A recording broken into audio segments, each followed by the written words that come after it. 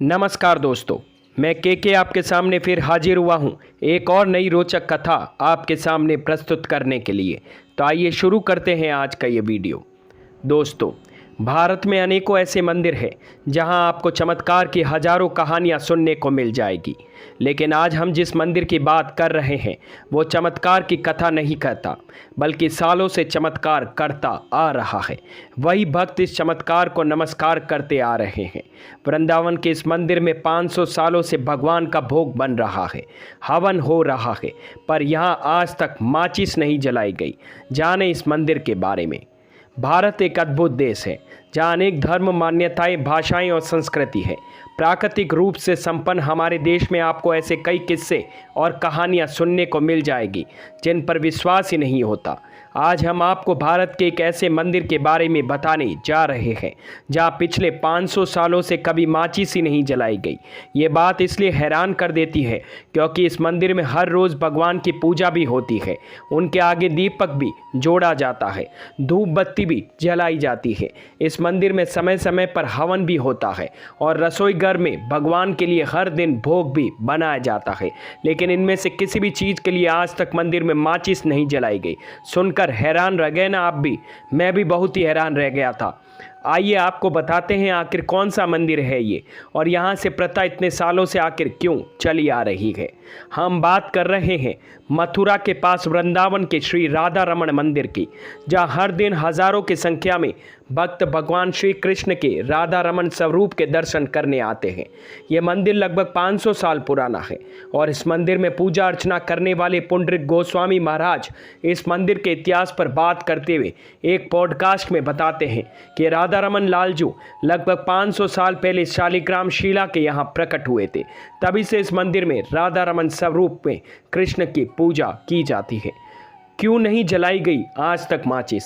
इसके बारे में पुंडरीक गोस्वामी महाराज बताते हैं कि चैतन्य महाप्रभु के अनन्य शिष्य और कृष्ण भगवान के अनन्य भक्त गोपाल भट्ट गोस्वामी की भक्ति से लगभग 482 साल पहले जब राधा रमन लालजू प्रकट हुए तो उनकी पूजा के लिए अग्नि की जरूरत थी। सुबह सुबह का समय था तो गोपाल भट्ट जी ने ऋग्वेद में अग्नि ऋचाई होती है, उन्हीं का पाठ कर हवन की लकड़ियों को घिसकर अग्नि प्रज्वलित की थी।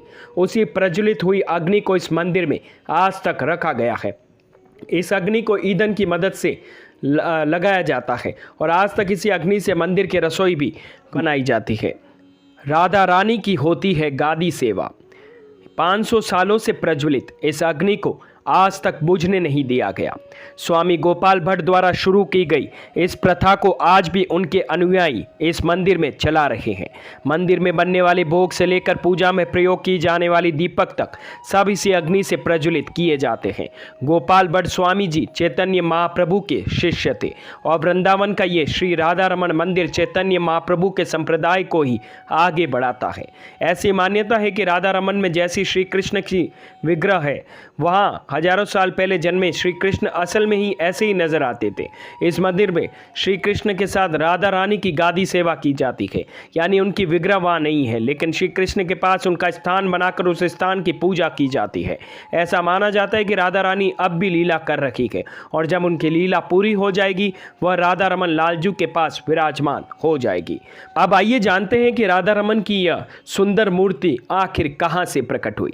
एक बार श्री गोपाल भट्ट गोस्वामी जी अपने प्रचार यात्रा के दौरान गंडकी नदी में स्नान कर सूर्य भगवान को अर्घ दे रहे थे। तभी उनकी हथेली में शालिग्राम भगवान का एक अद्भुत शिला हाथ में आ गया। जब गोस्वामी जी दोबारा अर्घ लिया तो पुनः एक और शिला उनके हथेली में आ गई। इस प्रकार 12 बार करते हुए 12 शालिग्राम जी शिला उनके हाथों में आ गई। फिर गोपाल भट्ट गोस्वामी जी सभी शिलाओं को लेकर वृंदावन धाम लेकर आ गए और यहाँ पर आकर यमुना नदी के केसी घाट पर नजदीक एक कुटी बनाकर सभी शिलाओं को वहां विराजित कर श्रद्धा भाव से पूजा अर्चना उनकी करने लग गए।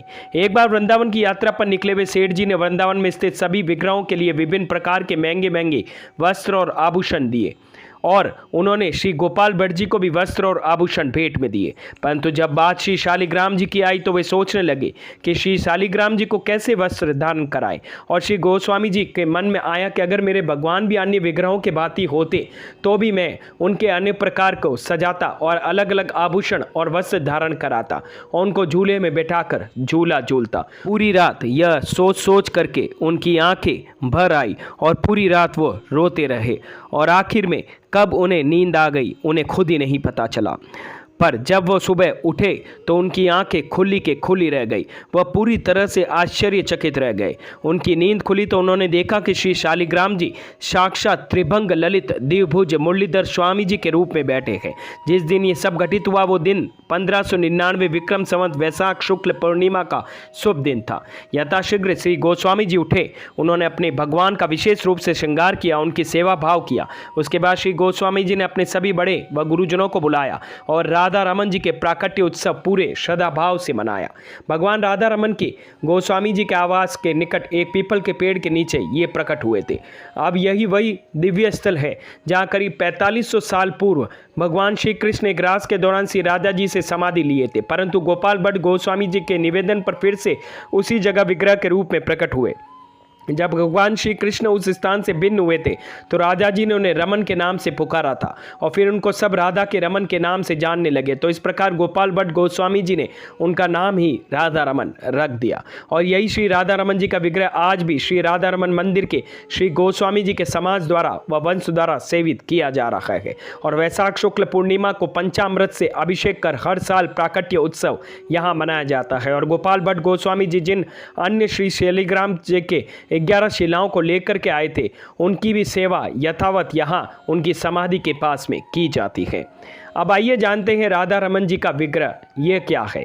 राधा रमन जी का विग्रह तो सिर्फ 12 आंगुल का है, परंतु इनका दर्शन इतना मनमोहक होता है कि जिसको देखकर कोटि कामदेव भी मूर्छित हो जाएंगे। नेपाल के कांडी नदी में एक बार गोपाल भट्ट स्वामी जी के सेवा भाव से प्रसन्न होकर 12 शालिग्राम जी ललित त्रिभंग और बंसीधारी के रूप में मिले थे।